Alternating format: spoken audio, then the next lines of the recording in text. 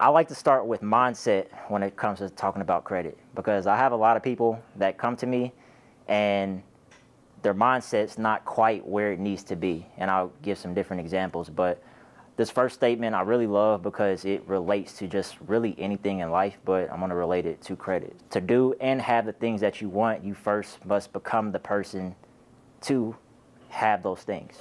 So basically what that means is, if you want a great credit score, first you got to become the person that thinks in a certain way too, and start doing things in a certain way. For example, making payments on time, not overspending more money than you actually have. Just those simple things can really transform your credit situation.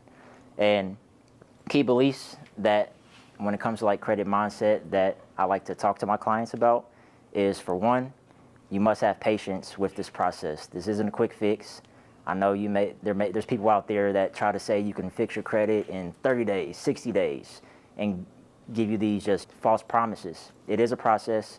You have to take your time. You do have to put a plan in place and work that plan.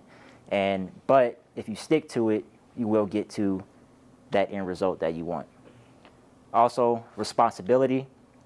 You got to take full ownership of where you currently are. No matter if it is bad, even if it's good, you must take responsibility for it, because that's the first step in taking steps forward. Also, long-term thinking. Always keep the long-term goals in mind, whether it is you want a home or whatever it may be. Keep those goals in mind, because in the short term, it'll keep you on track working towards that. And then also, proper money mindset. You must understand the value of money and prioritize your financial goals. And then lastly, on mindset, is create systems that promote positive habits for you. I think systems are amazing, even when it comes to your personal life, and it goes with anything. You must do things in a certain way to get the result that you want. And the best thing to do that is create systems, create habits that you can stick to, and you'll get to that goal. All right, let's get into the good stuff. Challenging negative items on your credit report. So, not sure if you know this, but 79% of all credit reports have errors. Even if you don't even have any negative information on your report, even if you have positive accounts and standings, there's a good chance, based off this percentage, that things can not be 100% accurate. And when I say that, the data that's being listed from TransUnion, Experian, Equifax, that data is not matching up how it should. And you have the right to a 100% accurate credit report. So let's talk about how to identify those inaccuracies in your report. I always start out with, you want to look at the personal information section, and you just do that by getting access to your credit report. So there's a bunch of different credit monitoring tools out there. There's Smart Credit, Identity IQ, Experian, there's a bunch of them. So I recommend definitely signing up for one of those. And then looking at the personal information section. You want to make sure your name's being listed correctly. You want to make sure your date of birth, your employer, your current address, everything is all current and how it should be. Because the negative information, even if that section's not matching up, that could be tied to negative accounts on your credit report. And the reason I tackle this first, and I recommend that you look at this first, is because I've actually had a client before, they had wrong information on the report, and once they got that cleaned up, it actually got one of our accounts back in positive because it was associated with that negative account. Now, that's not every situation, but you want that correct, because you just never know. Next, you want to look at just the other accounts that you have on your credit profile. Say if you have a collection, or say you have a late payment on a auto loan, whatever it may be. You want to look at your balances. You want to look at the amount owed. You want to look at the open date and make sure all that stuff is correct. And then, because the next step that you're going to take is, you're going to, when it comes to disputing this information, you're going to send a letter to the credit bureaus saying, hey, I noticed that I have some information not quite matching up. Can you please look into this for me? And what should happen after that is they should send a response back saying either this information was deleted, it was verified, or it was updated. And when it comes to sending these letters, so first I would send a letter for your personal information, get that cleaned up. You could also call the bureaus. Next, you want to send an investigation letter to the bureaus, certified mail, always. You want to keep a paper trail. And then when they send that response back, like I just said, you want to ask them how they actually verified the information. Because a lot of the times, they'll just send a generic response, or they'll just send something just in hopes that you stop hitting them up with no proof of how they actually verified that information as positive. And once you do, that's where the fun begins. Because a lot of the times, they don't have that information that they're reporting, and they don't have the signatures from the original creditor of the account that's currently in the collections. They don't have the contracts or any of that information to prove that you actually either owe that debt or that information is being listed correctly. So once you send a response saying, hey, how did you actually verify this? And they don't, then you can get that stuff removed, because they might just give up, they might not have it, and you'll be good to go. Now, this is a process. What's that process take? Great question.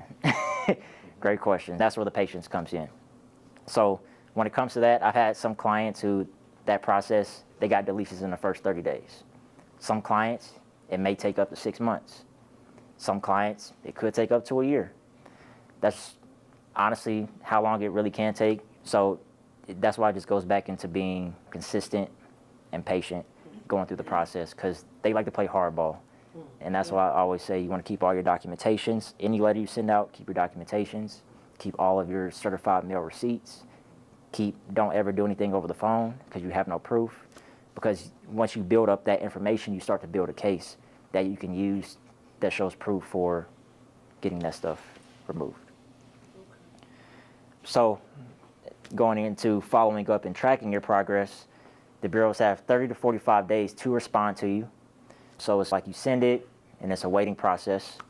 And then, so for example, say if they don't respond at all, they're not abiding by your rights. So you want to send a failure to respond letter. So you're basically saying, hey, you didn't respond to my letter.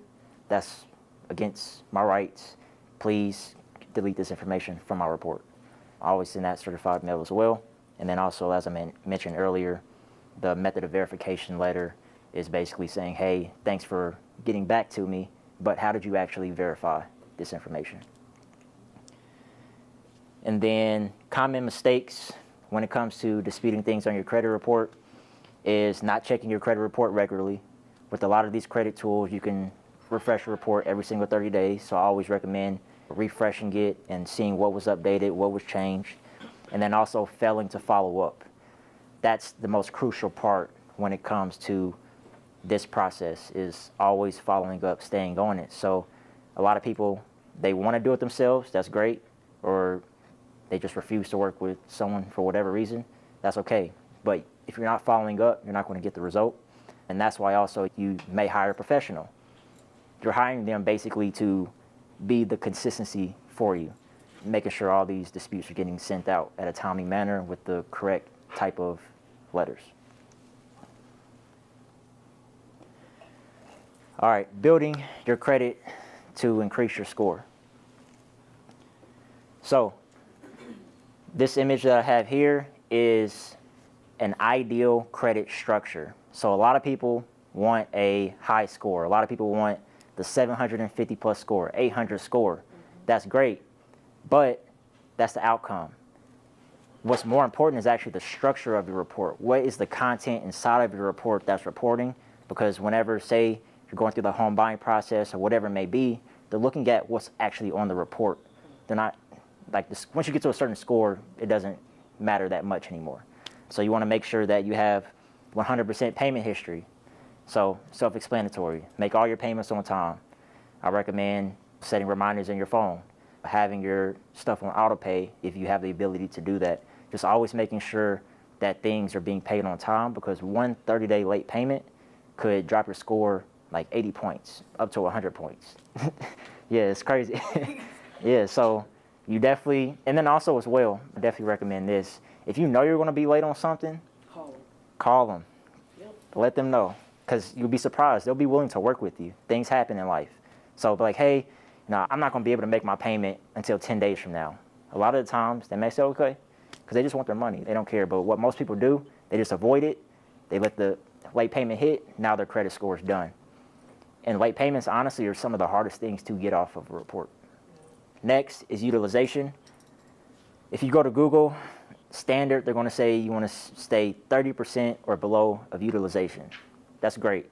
But what's going to report best on your credit score and what's going to increase your score the most is staying 10% or below.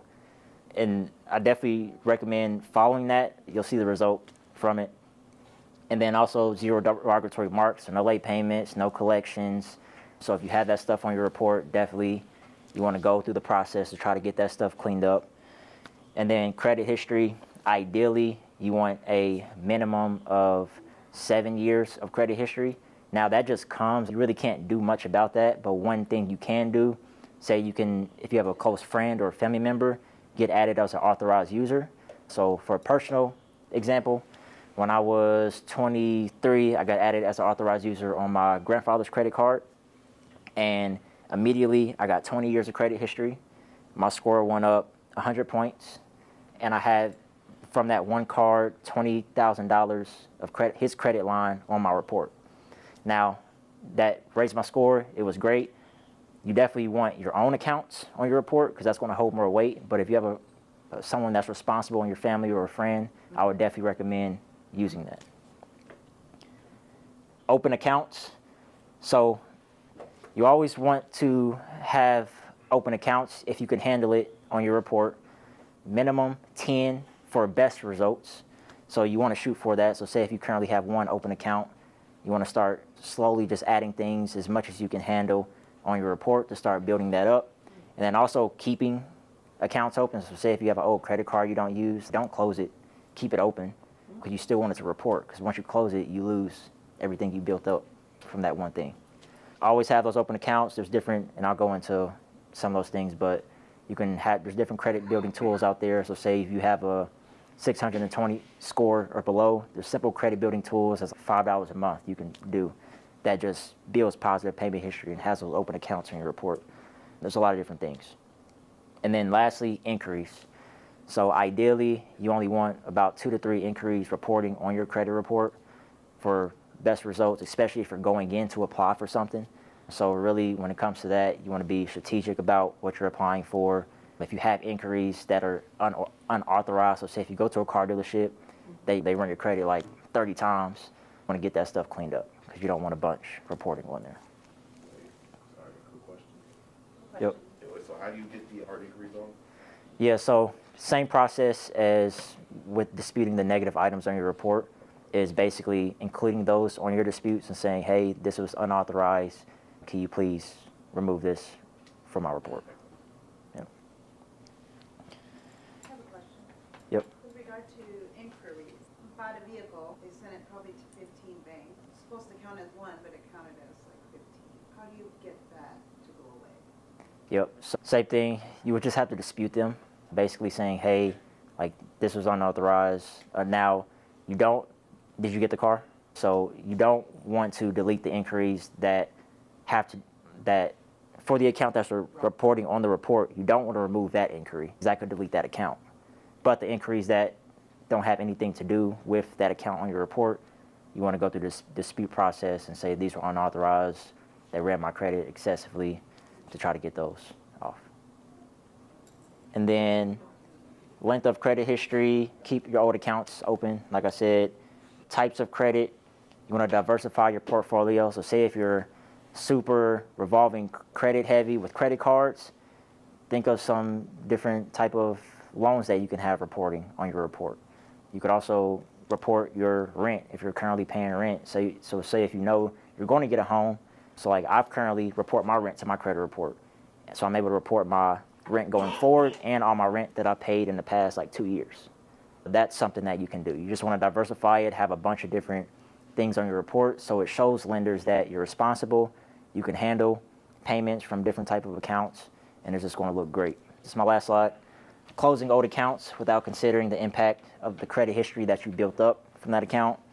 Applying for multiple lines of credit in a short period of time. Highly recommend being very strategic if you are applying for different lines of credit, obviously as well. Charles can probably speak to this. You don't want to apply for a bunch of stuff before going through the home buying process because that'll completely wreck your process. So be very strategic as you're doing that.